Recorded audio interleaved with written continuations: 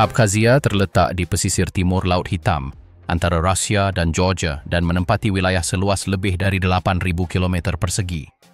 Pegunungannya merupakan bagian dari rangkaian pegunungan Kaukasus besar, dengan puncak-puncak bersalju yang tingginya melebihi 3.000 meter, sementara jalur pesisirnya membentang dengan kebun buah, pantai, dan desa-desa yang menggantungkan hidup dari hasil bumi dan laut. Letaknya yang strategis telah menjadikannya tempat pertikaian dan migrasi dari waktu ke waktu, yang akhirnya menjadi wilayah yang diakui oleh sedikit negara dan tidak tercantum dalam sebagian besar peta resmi.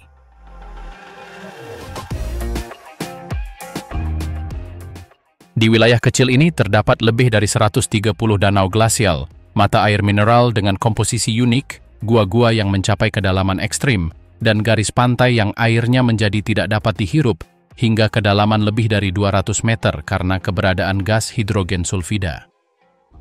Unsur-unsur alami ini menandai ritme kehidupan sehari-hari, dan sebagian menjelaskan mengapa penduduknya mempertahankan praktik-praktiknya sendiri dalam budaya, ekonomi, dan organisasi sosialnya. Apa arti sebenarnya tinggal di tempat yang ada bagi mereka yang tinggal di sana, tetapi tetap tak terlihat oleh dunia luar?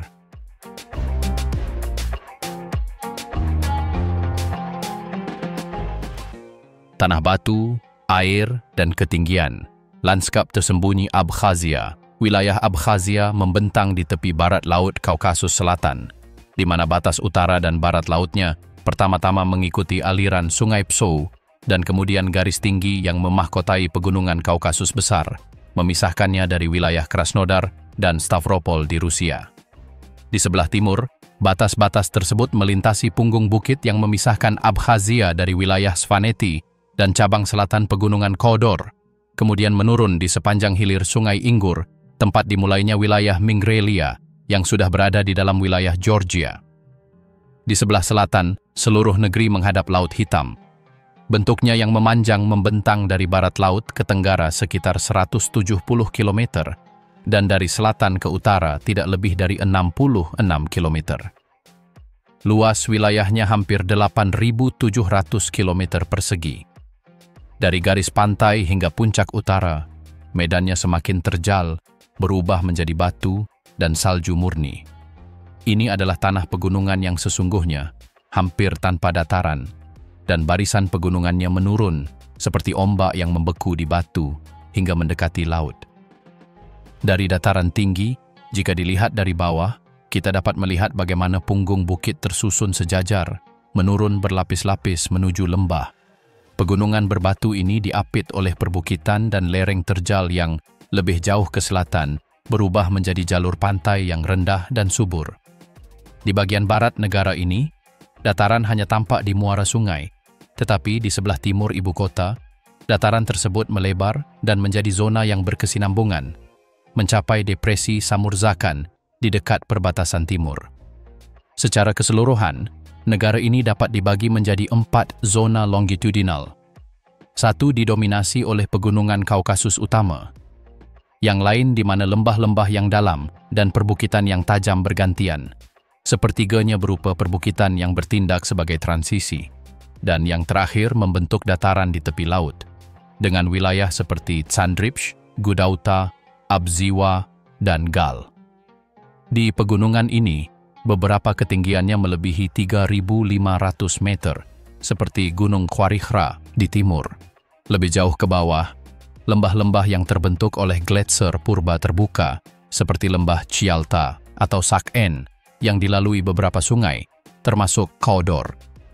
Banyak dari aliran air ini menurun dari salju abadi, mengikis medan hingga membentuk ngarai, teras, dan celah sempit.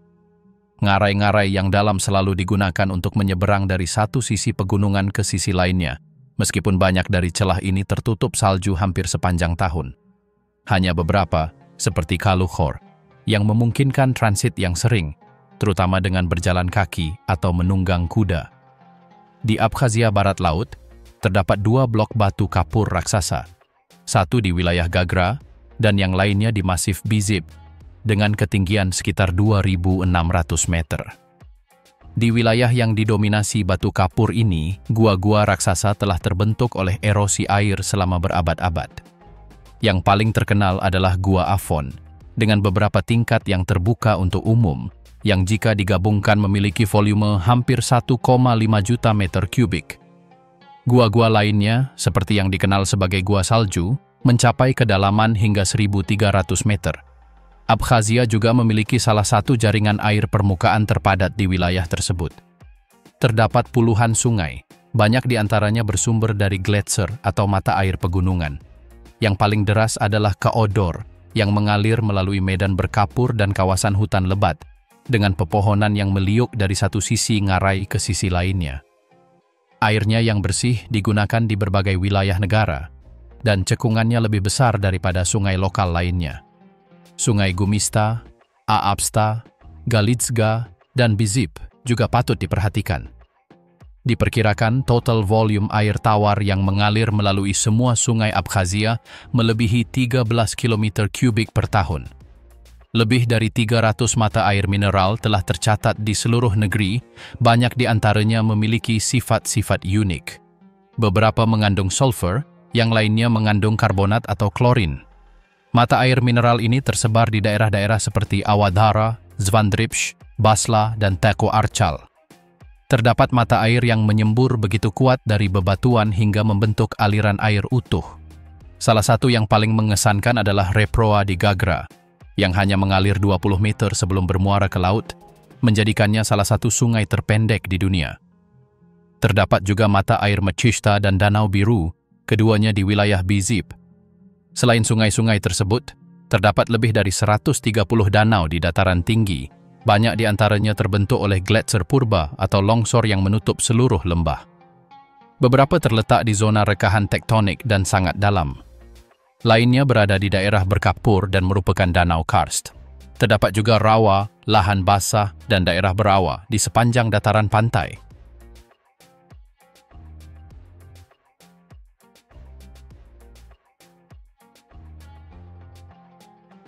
Bahasa Abkhaz. Bahasa yang bertahan. Bahasa Abkhaz merupakan bagian dari kehidupan sehari-hari penduduk di wilayah pegunungan Kaukasus ini, yang tidak hanya digunakan untuk komunikasi, tetapi juga merupakan penghubung langsung dengan sejarah masyarakatnya. Bahasa ini, dengan bunyi yang tidak mudah ditemukan dalam bahasa lain di seluruh dunia, memiliki pelafalan yang sangat bergantung pada tempat seseorang dibesarkan. Terdapat varian lokal yang bunyinya berbeda satu sama lain, seperti varian dari daerah Bizip atau Abziwa, meskipun semua orang mengakui bahwa mereka adalah bagian dari cara berbicara yang sama. Untuk waktu yang lama, bahasa ini tetap tanpa bentuk tulisan yang baku, dan baru selama berabad-abad upaya mulai dilakukan untuk menangkapnya dalam bentuk huruf. Pada awalnya, penulisan merupakan tantangan karena bunyinya tidak sesuai dengan alfabet yang digunakan oleh masyarakat tetangga. Versi tertulis pertama merupakan adaptasi dari sistem lain, dan meskipun upaya telah dilakukan untuk menemukan satu yang paling mencerminkan bunyinya, pendapat tetap berbeda tentang mana yang paling tepat. Pada pertengahan abad ke-19, upaya pertama untuk mengadaptasi sistem penulisan ke dalam bahasa Abkhaz muncul. Varian-varian berdasarkan alfabet Sirilik diuji, tetapi model lain seperti aksara Latin atau Georgia juga dicoba, masing-masing terkait dengan konteks politik yang berbeda. Perubahan yang sering terjadi ini menghambat konsolidasi bentuk tulisan yang stabil, dan banyak orang terus menggunakan bahasa tersebut hanya secara lisan. Pada berbagai tahap abad ke-20, keputusan tentang alfabet tidak menanggapi kebutuhan linguistik, melainkan kepentingan eksternal. Meskipun versi modifikasi alfabet Sirilik dengan huruf tambahan akhirnya berlaku, terputusnya pendidikan formal menyulitkan penggunaan tulisan untuk meluas. Saat ini, sistem berbasis alfabet Sirilik tetap berlaku dengan beberapa huruf khusus yang lebih mencerminkan fonetik Abkhaz, meskipun bagi banyak orang masih sulit untuk belajar menulisnya, terutama jika mereka belum mempelajarinya sejak kecil. Kesulitan ini mengakibatkan penggunaan tulisan tetap terbatas, dibandingkan dengan ekspresi lisan, yang masih tetap vital di beberapa daerah pedesaan. Di tempat-tempat yang jauh dari pusat kota, bahasa ini tetap hidup dalam percakapan sehari-hari, lagu-lagu tradisional, dan cerita lisan, yang diwariskan dari satu generasi ke generasi berikutnya tanpa perlu buku atau sekolah. Namun, di kota-kota, penggunaan bahasa Abkhaz telah menurun selama bertahun-tahun, karena banyak anak muda lebih suka menggunakan bahasa Rusia, yang merupakan bahasa umum dalam suasana resmi dan di sebagian besar media. Terlepas dari kesulitan-kesulitan ini, beberapa orang berupaya untuk memastikan bahasa tersebut tidak punah. Beberapa sekolah telah menerapkan kelas yang mengajarkan membaca dan menulis dalam bahasa Abkhaz, dan buku, kamus, serta materi pengajaran juga telah diterbitkan untuk tujuan ini. Selain itu, beberapa stasiun radio dan program televisi menggunakan bahasa tersebut sebagian yang memungkinkan tingkat paparan publik tertentu tetap dipertahankan. Meskipun tidak semua orang Abkhaz fasih dalam bahasa tulis mereka, sebagian besar memahaminya dan menghargainya sebagai bagian penting dari identitas mereka. Di banyak keluarga, orang tua berupaya untuk berbicara bahasa Abkhaz dengan anak-anak mereka sejak usia dini. Meskipun anak-anak tersebut kemudian menggunakan bahasa lain di sekolah atau dalam kehidupan sosial mereka. Dalam konteks ini, bahasa berfungsi sebagai penanda kepemilikan, alih-alih alat praktis. Bahasa berfungsi untuk menjaga hubungan dengan leluhur dan akar masyarakat Abkhaz, bahkan bagi mereka yang tinggal di luar negeri atau yang tumbuh di lingkungan multibahasa. Cara bahasa Abkhaz berbunyi membuatnya sangat berbeda dari apa yang terdengar dalam bahasa-bahasa yang lebih umum. Sistem bunyinya mencakup banyak konsonan yang dilafalkan dengan tenggorokan, bibir, atau langit-langit dengan cara yang tidak biasa. Kekayaan fonetik ini telah menarik minat banyak peneliti, meskipun juga menjadi tantangan bagi mereka yang mencoba mempelajarinya sebagai bahasa kedua. Di tempat-tempat yang masih banyak digunakan, anak-anak mempelajarinya tanpa kesulitan sejak mereka mulai berbicara, tetapi mereka yang mempelajarinya kemudian seringkali kesulitan meniru bunyinya dengan benar. Meskipun demikian, semakin banyak orang yang mencoba mempelajarinya karena minat budaya atau keluarga, terutama di komunitas Abkhaz di luar negeri. Di komunitas-komunitas ini, bahasa menjadi cara untuk mempertahankan identitas kolektif, bahkan ketika jauh dari rumah.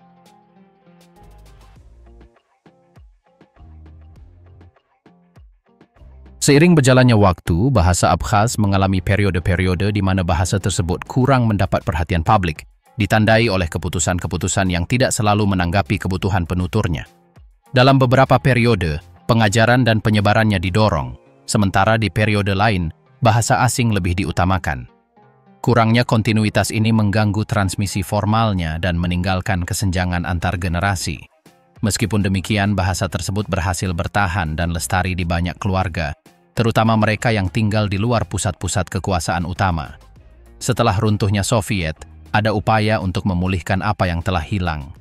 Lembaga-lembaga yang didedikasikan untuk studi bahasa didirikan, kursus-kursus diselenggarakan, dan tata bahasa baru yang disesuaikan dengan zaman modern dikembangkan. Kompetisi sastra, terbitan berkala, dan program radio dalam bahasa Abkhaz juga dipromosikan sebagai cara untuk mendorong penggunaan publiknya. Meskipun upaya-upaya ini telah memberikan dampak, jumlah penutur aktif belum meningkat secara signifikan. Banyak anak muda masih memandang bahasa Rusia sebagai bahasa yang paling berguna untuk masa depan mereka, sementara bahasa Abkhaz terpinggirkan hanya dalam ranah keluarga atau seremonial. Namun, bagi mereka yang menggunakannya sehari-hari, bahasa tersebut bukanlah objek kajian, melainkan bagian hidup dari pengalaman sehari-hari mereka.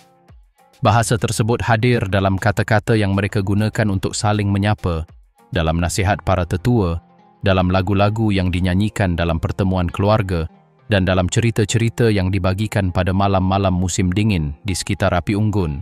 Di ruang-ruang ini, bahasa Abkhaz tidak perlu membela diri atau membenarkan keberadaannya. Ia mengalir begitu saja sebagaimana adanya selama berabad-abad dengan bunyi-bunyinya yang kompleks, cara-cara uniknya dalam menamai dunia, dan perannya sebagai benang tak kasat mata yang menyatukan mereka yang menuturkannya. Di saat yang sama, para penutur saat ini menyadari bahwa situasi bahasa tersebut tidaklah sederhana. Mereka tahu bahwa dibutuhkan lebih banyak sumber daya, lebih banyak guru terlatih, dan lebih banyak ruang di mana bahasa tersebut digunakan secara alami. Mereka juga memahami bahwa pelestarian bahasa Abkhaz tidak hanya bergantung pada keputusan politik, tetapi juga pada keinginan mereka yang menuturkannya untuk terus menggunakannya setiap hari. Dalam upaya tersebut, setiap percakapan berarti, Setiap anak yang mempelajarinya adalah sebuah benih, dan setiap kisah yang diceritakan dalam bahasa Abkhaz adalah cara untuk memastikan bahasa tersebut tidak punah.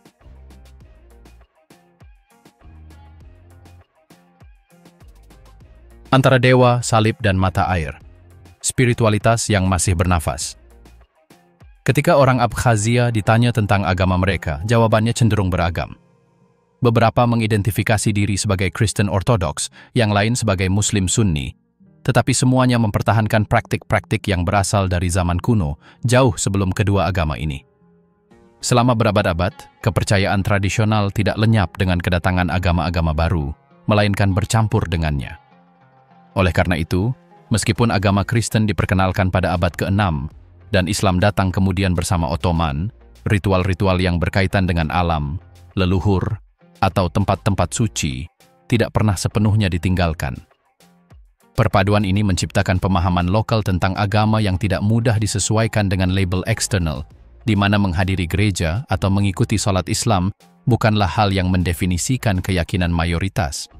Data tentang afiliasi agama di Abkhazia terbatas, dan angkanya seringkali bervariasi tergantung sumbernya. Beberapa menyebutkan 20% Muslim, yang lain 40%, dan sisanya mengidentifikasi diri sebagai Kristen. Namun, label-label ini tidak banyak menjelaskan bagaimana orang-orang menjalani spiritualitas mereka. Hanya sedikit orang Abkhazia yang menghadiri misa, menjalankan sholat 5 waktu dalam Islam, atau menghormati aturan berpakaian mereka. Sebagian besar juga tidak memiliki hubungan langsung dengan kitab suci agama-agama ini. Sebaliknya, banyak adat istiadat mengikuti pola warisan, di mana upacara keluarga, pemakaman, pernikahan, atau penghormatan kepada orang mati mencakup persembahan, kurban, atau kata-kata kuno yang lebih berbobot daripada dogma apapun. Selama beberapa generasi, agama di Abkhazia telah menjadi ruang yang fleksibel.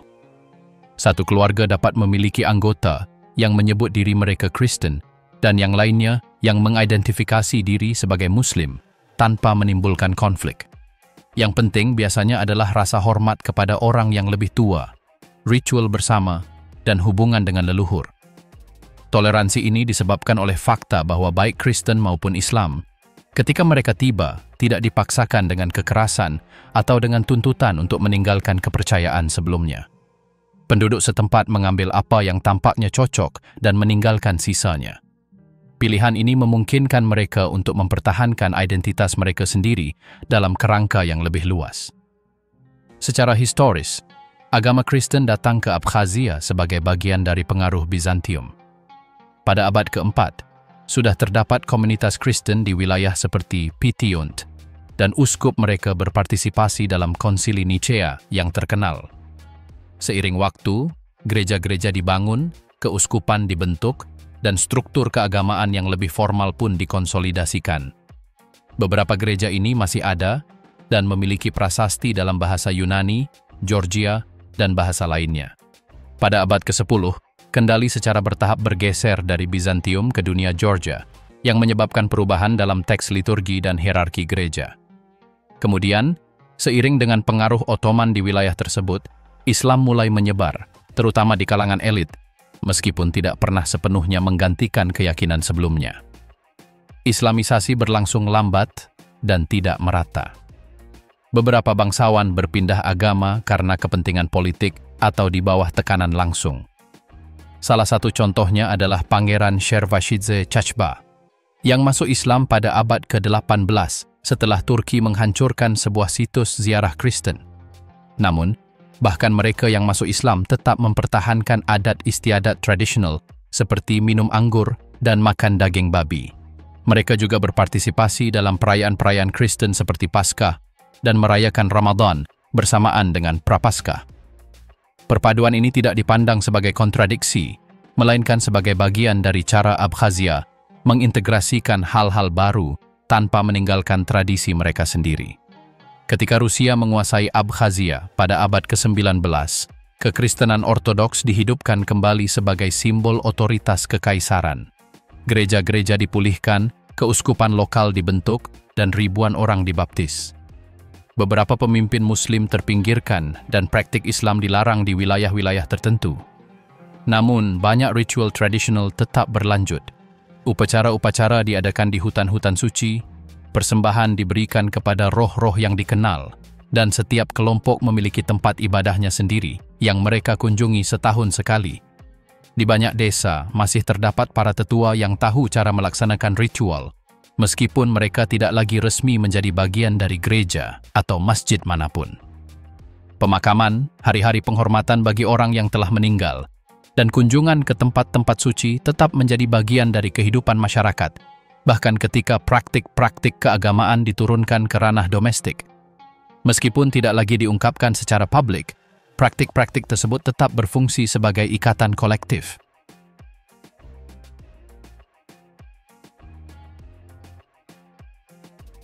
Dari sarang lebah hingga pelabuhan, bagaimana orang bekerja dan hidup di Abkhazia? Hingga awal abad ke-20, kehidupan ekonomi di Abkhazia hampir seluruhnya berpusat pada pertanian, peternakan, dan pemanfaatan langsung sumber daya alam di sekitarnya. Sebagian besar keluarga menanam jagung, gandum, millet, kacang-kacangan, dan tanaman lain yang beradaptasi dengan iklim setempat. Di beberapa daerah, tembakau, kapas, dan bit juga ditanam, yang membutuhkan keterampilan yang lebih tinggi. Produksi anggur tersebar luas, begitu pula buah, madu, dan lilin, meskipun dua yang terakhir hampir selalu dijual ke luar negeri. Kuda, sapi, dan lebah juga diternakkan, dan bahan-bahan dikerjakan dengan tangan serta benda-benda dibuat untuk keperluan sehari-hari atau untuk perdagangan skala kecil. Dengan datangnya abad ke-20, perubahan penting mulai terlihat. Tembakau menjadi tanaman yang paling menguntungkan, melebihi 10.000 ton per tahun. Kualitasnya sedemikian rupa sehingga menjadi salah satu produk ekspor yang paling diminati. Bersamaan dengan itu, kerajinan kayu pun semakin populer. Pabrik-pabrik didirikan yang mengolah kayu-kayu berkualitas seperti ek, kenari, beech, kastanya, yew, dan boxwood. Spesies-spesies ini sangat bernilai di pasar luar negeri dan, bersama dengan tembakau, merupakan ekspor terpenting dari Abkhazia. Pada periode yang sama muncul aktivitas baru, pariwisata, dan pusat kesehatan. Para dokter, bangsawan, dan pengusaha mulai memperoleh tanah di daerah-daerah seperti Gagra dan Sukhum, tempat hotel, sanatorium, dan kompleks pengunjung dibangun. Pada periode yang sama, pembangkit listrik tenaga air dibangun, jalan yang menghubungkan Abkhazia dengan Rusia dan Kaukasus Utara diaspal, dan rute laut yang menghubungkan Sukhum dengan pelabuhan-pelabuhan laut hitam lainnya dibangun. Sejak tahun 1920-an dan 1930-an, kehidupan pedesaan mulai mengambil karakter yang lebih komersial.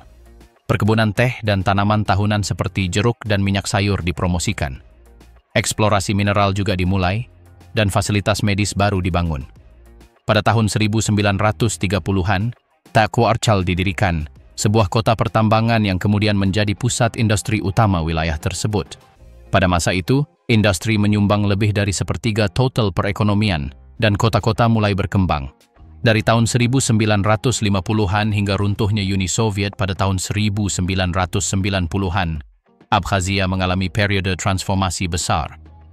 Puluhan pabrik modern, 2 pembangkit listrik besar dan beberapa pembangkit listrik kecil, gedung-gedung wisata dan olahraga bertingkat, serta jaringan jalan dan layanan yang lengkap dibangun. Jalur kereta api lintas negara selesai dibangun, pelabuhan Sukhum dimodernisasi, dan sebuah bandara sipil modern dibangun di pinggirannya di samping sebuah pangkalan udara militer di Gudauta. Menurut data Soviet, Abkhazia termasuk di antara wilayah dengan kapasitas transportasi dan jalan per kapita tertinggi di seluruh Uni Soviet. Negara ini menjadi salah satu tujuan wisata yang paling diminati. Resor-resor mewah dibangun di tempat-tempat seperti Pitsunda, Gagra, Novi Atos, dan Sukhum. Jutaan turis Soviet dan puluhan ribu warga asing datang setiap tahun. Di pedesaan, teh, jeruk, tembakau, dan kacang-kacangan mendominasi produksi. Pabrik-pabrik makanan berkembang, peralatan modern dipasang, dan investasi ditanamkan dalam pengolahan anggur, selai, jus, ikan, permen, dan minuman ringan. Lebih dari 90% produksi ini dikirim keluar Abkhazia, dan sebagian besar bahkan dikirim keluar Uni Soviet ke negara-negara lain.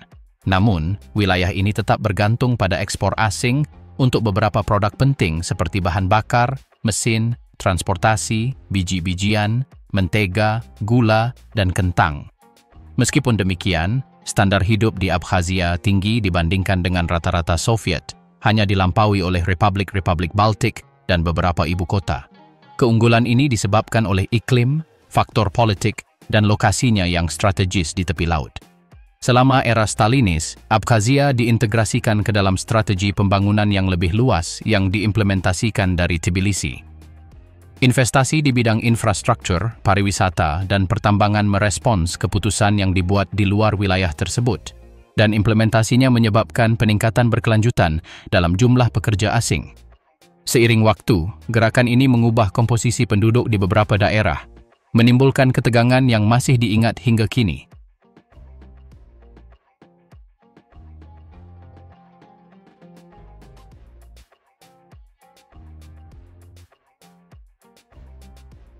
Apa yang diciptakan? Tangan, rumah, gaun, dan simbol identitas. Selama beberapa generasi, perempuan Abkhaz telah bekerja tanpa lelah dengan sulaman menggunakan teknik yang diwariskan dalam setiap keluarga. Benang bergerak di tangan mereka tanpa perlu pola tertulis, mengikuti desain yang hanya mereka ketahui dan ulangi sejak kecil. Bentuk-bentuk geometris mendominasi tenunan. Begitu pula warna-warna cerah yang menonjol dengan latar belakang gelap kain. Pakaian tradisional perempuan biasanya berupa blus panjang pas badan yang dihiasi pita, payet, atau motif jahitan tangan. Ikat pinggang mendefinisikan tubuh dan rok mencapai mata kaki. Jilbab tidak menutupi wajah, hanya menahan rambut. Pada hari raya, anak perempuan mengenakan pakaian serupa meskipun lebih sederhana. Dalam pakaian pria, hitam, putih, dan merah adalah warna yang paling umum. Mereka mengenakan jaket ketat dengan saku dada tempat peluru dulu disimpan. Di atasnya, ikat pinggang lebar memegang belati melengkung yang digunakan baik untuk pertahanan diri maupun dalam upacara. Topi wol atau felt melengkapi ensemble, terkadang bulat, terkadang runcing, tergantung daerahnya. Busana pengantin menggabungkan elemen-elemen paling rumit. Gaun pengantin wanita memadukan sulaman emas, lengan yang lebih lebar, rendah di leher, dan detail-detail halus yang membutuhkan waktu berminggu-minggu untuk diselesaikan. Terkadang, mutiara imitasi atau plakat metalik ditambahkan.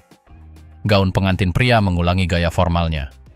Jaket panjang, celana ketat, ikat pinggang silang, dan senjata seremonial. Pakaian-pakaian ini tidak dibuat khusus, melainkan diwariskan dalam keluarga dan dipinjamkan antar kerabat.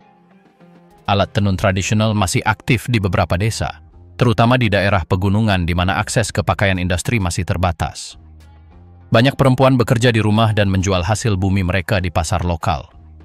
Terdapat bengkel-bengkel kolektif tempat anak perempuan dan perempuan muda dilatih, bukan seperti di sekolah, melainkan sebagai bagian dari rutinitas rumah tangga. Mereka belajar memintal, mewarnai, memotong, menyambung potongan, dan menyulam dengan presisi. Setiap kesalahan diperhatikan, setiap tusukan yang salah tempat tampak tidak pada tempatnya. Desa-desa menampilkan kesatuan visual yang tidak tunduk pada aturan yang dipaksakan, melainkan pada kesinambungan budaya. Jalan-jalan tidak mengikuti tata letak yang lurus, melainkan beradaptasi dengan medan. Rumah-rumah tidak berderet, melainkan diberi jarak tertentu untuk menjaga privasi dan memungkinkan penggarapan lahan.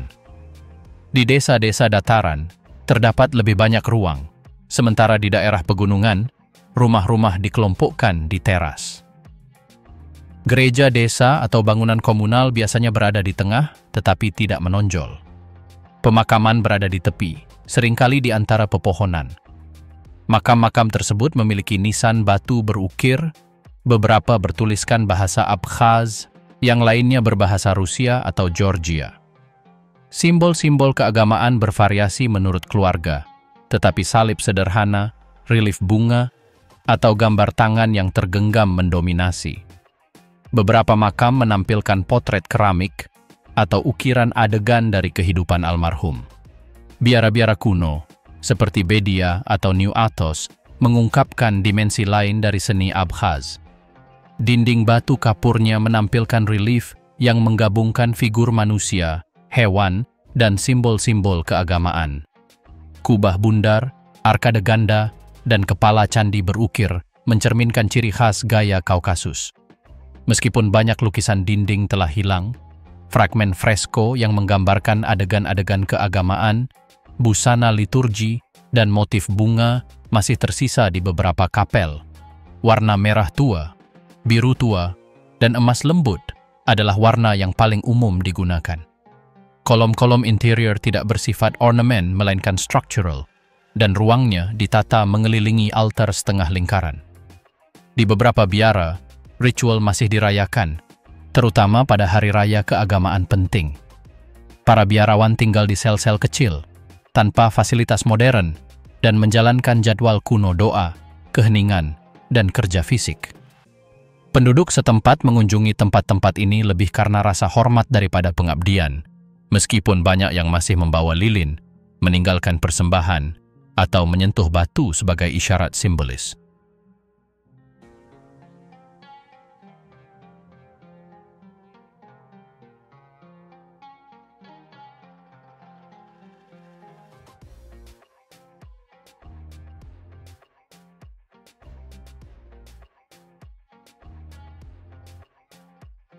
Siapa yang tersisa? Para pengungsi yang kembali, lansia, dan masa depan yang tak menentu. Di Abkhazia, hidup bukan hanya tentang melawan waktu, melainkan tentang tetap tinggal di tempat di mana setiap pergeseran demografis memiliki dampak nyata. Dari pegunungan hingga pesisir, distribusi penduduk menunjukkan lebih dari sekadar angka. Di perkotaan, jalanan menunjukkan tanda-tanda konsentrasi perkotaan, dengan blok-blok dihuni oleh generasi baru, sementara rumah-rumah kosong semakin banyak di banyak desa. Statistik terbaru mengungkapkan bahwa lebih dari separuh populasi adalah orang Abkhazia, meskipun catatan tidak selalu sesuai dengan kenyataan sehari-hari. Sensus resmi menunjukkan bahwa total populasi telah meningkat beberapa ribu dalam 10 tahun terakhir, tetapi pertumbuhan ini bukan berasal dari kelahiran, melainkan dari kepulangan dan perpindahan internal. Terlepas dari angka-angka tersebut, kematian melebihi kelahiran, dan di beberapa daerah pedesaan terdapat lebih banyak pemakaman daripada kelahiran. Penuaan populasi merupakan fenomena yang terlihat di pasar, sekolah, dan rumah sakit.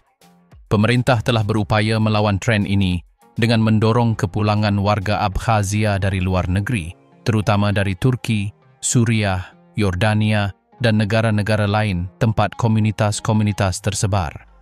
Undang-undang repatriasi yang berlaku sejak tahun 1990-an bertujuan untuk memfasilitasi kepulangan mereka, tetapi prosesnya tidaklah sederhana dan tidak meluas. Banyak dari mereka yang terdaftar secara resmi sebagai repatriasi tidak pernah tinggal permanen di Abkhazia. Menurut data terbaru, jumlah total pengungsi yang benar-benar tinggal di wilayah tersebut tidak melebihi 3.000 orang. Sebagian besar berasal dari Turki, di mana jaringan keluarga dan identitas masih kuat, tetapi kondisi ekonomi dan perumahan di Abkhazia tidak selalu memungkinkan integrasi langsung. Beberapa kembali, mencoba beberapa tahun, lalu pergi lagi. Yang lain menetap di pinggiran kota, terutama di distrik-distrik dengan layanan yang tersedia. Mereka seringkali bergantung pada jaringan kerabat untuk tempat tinggal, pekerjaan, dan bahkan akses ke layanan kesehatan. Dalam beberapa kasus, pendatang baru pindah ke lingkungan yang mapan, dan di kasus lain, mereka harus beradaptasi dengan kota-kota yang setengah kosong, bahkan tanpa infrastruktur dasar. Di kota-kota pesisir, kehidupan memiliki ritme yang berbeda. Mahasiswa, pekerja musiman, dan beberapa pengungsi yang kembali menciptakan lingkungan di mana ikatan tradisional hidup berdampingan dengan bentuk-bentuk hubungan baru. Di sana, identitas Abkhazia tidak hilang, melainkan beradaptasi dengan realitas yang semakin berubah, ditandai oleh transit, keragaman, dan tuntutan kehidupan perkotaan. Meskipun Abkhazia tetap menjadi kelompok mayoritas, mereka hidup berdampingan dengan orang Georgia, Armenia, Rusia, dan minoritas lainnya yang telah bertahan dari pasang surut politik dan pergeseran batas wilayah. Di beberapa tempat, seperti distrik Gali, penduduk Georgia yang kembali hidup dengan keterbatasan nyata, pembatasan dokumen, akses terbatas ke pendidikan dalam bahasa mereka sendiri, dan kontrol pergerakan yang sering terjadi. Di sana, banyak keluarga tidak mampu membangun kembali rumah mereka dan hidup dari pertanian subsisten dan perdagangan informal. Sebaliknya, distrik-distrik pusat menerima lebih banyak investasi dan pembangunan baru, pembukaan usaha keluarga, dan tanda-tanda kecil dinamisme terlihat jelas. Perbedaan internal terlihat jelas. Beberapa desa masih bergantung pada kiriman uang dari kerabat di Rusia atau Turki, sementara yang lain bertahan hidup berkat pekerjaan musiman di bidang pariwisata atau pertanian. Repatriasi terus dipromosikan sebagai tujuan strategis, tetapi belum berhasil mengubah struktur demografi secara keseluruhan. Negara menawarkan insentif tetapi menghadapi kendala anggaran dan infrastruktur yang lemah. Kurangnya pengakuan internasional juga mengurangi kemungkinan menerima dukungan eksternal. Banyak dari mereka yang kembali mendapati sekolah-sekolah kekurangan sumber daya, rumah sakit yang ketinggalan zaman, dan perumahan yang buruk. Proses adaptasi berjalan lambat dan tidak selalu berhasil. Pihak berwenang mencoba mendampingi transisi ini, tetapi tanpa rencana yang terkoordinasi dan berkelanjutan. Beberapa pengungsi yang kembali datang dengan ide-ide ideal, tetapi segera menyadari bahwa kehidupan sehari-hari membutuhkan upaya konkret untuk berintegrasi. Di beberapa daerah, komunitas campuran telah berhasil membangun hubungan yang kuat, berbagi pasar, perayaan, dan masalah bersama. Di daerah lain, ketegangan yang terpendam masih ada dan menghambat kohesi sosial.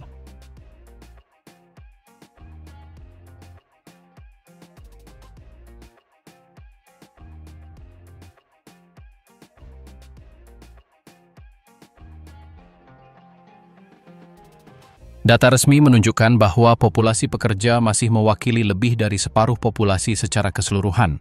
Kelompok ini berperan penting dalam menopang layanan, produksi, dan kehidupan masyarakat. Namun, lapangan pekerjaan terbatas, upah rendah, dan banyak orang bekerja di sektor informal. Migrasi ke Rusia tetap menjadi pilihan bagi ribuan orang, terutama di kalangan pemuda yang mengirimkan uang kembali ke keluarga mereka. Brain drain juga memengaruhi negara ini. Para profesional terlatih yang tidak dapat menemukan peluang lokal memilih untuk menetap di luar negeri. Sebaliknya, beberapa warga Abkhazia dari luar negeri kembali untuk memulai bisnis, terutama di bidang gastronomi, konstruksi, atau pertanian, membawa pulang ide-ide baru dan kontak yang bermanfaat. Minoritas ini telah berkontribusi dalam merevitalisasi beberapa sektor, meskipun tanpa mengubah gambaran keseluruhan. Pertumbuhan perkotaan belum dibarengi dengan perencanaan wilayah. Kota-kota telah menyerap lebih banyak penduduk daripada yang dapat ditampungnya secara memadai. Banyak lingkungan yang kekurangan layanan dasar, transportasi umum tidak teratur, dan infrastrukturnya menua tanpa renovasi. Kehidupan di Abkhazia saat ini terbagi antara wilayah yang relatif makmur dan sektor yang semakin terabaikan. Akses terhadap layanan kesehatan, misalnya, sangat bergantung pada tempat tinggal. Di daerah pedesaan, beberapa pusat kesehatan hanya beroperasi beberapa jam sehari dan kekurangan spesialis. Di perkotaan, perawatan lebih komprehensif, tetapi biaya obat-obatan, kurangnya peralatan modern, dan kekurangan tenaga kerja yang berkualifikasi tetap menjadi tantangan yang terus ada. Sistem pendidikan juga gagal menjamin pemerataan wilayah. Sekolah-sekolah berbahasa Abkhaz memang ada, tetapi dengan sumber daya yang tidak merata. Beberapa pengungsi yang kembali menghadapi kendala bahasa dan harus segera belajar bahasa Rusia atau Abkhaz untuk berintegrasi. Perempuan memainkan peran yang semakin besar di komunitas lokal, tetapi masih menghadapi keterbatasan struktural dalam hal pekerjaan dan representasi.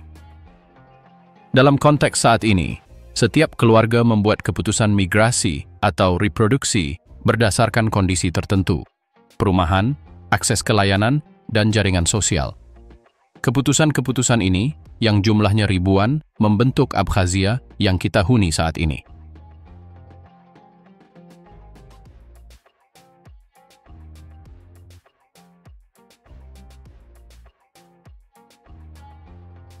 Tak cukup hanya terlahir, hidup sebagai orang Abkhazia berarti mengingat setiap gesture. Di Abkhazia, kehidupan sehari-hari melestarikan adat istiadat yang diwariskan dari generasi ke generasi tanpa perlu aturan tertulis atau dipaksakan. Aturan-aturan tersebut dipelajari melalui pengulangan dalam lingkungan yang memadukan rasa hormat, keakraban, dan praktik yang berkelanjutan. Setiap gestur memiliki nilai, mulai dari sapaan hingga cara berbagi roti, dan semua orang tahu apa yang harus dilakukan meskipun mereka belum pernah membacanya. Keramah tamahan bukanlah formalitas, melainkan kewajiban. Pengunjung, meskipun tanpa pemberitahuan, disambut dengan makanan hangat, tempat tidur, dan keheningan yang penuh hormat. Tak seorang pun bertanya mengapa mereka datang. Mereka dilayani terlebih dahulu, dan kemudian, jika mereka tinggal, mereka akan diajak bicara. Cara bertindak ini bukan sekadar sopan santun, tetapi juga bentuk identitas. Siapapun yang tidak mematuhi prinsip-prinsip ini, meskipun mereka berdarah Abkhazia, dianggap sebagai orang luar. Peran keluarga sangatlah penting. Ikatan tidak terbatas pada rumah tangga inti, tetapi meluas hingga cabang dan klan yang saling mengenal melalui nama dan garis keturunan. Bukan hal yang aneh bagi seseorang untuk mengingat leluhur mereka hingga 10 generasi sebelumnya.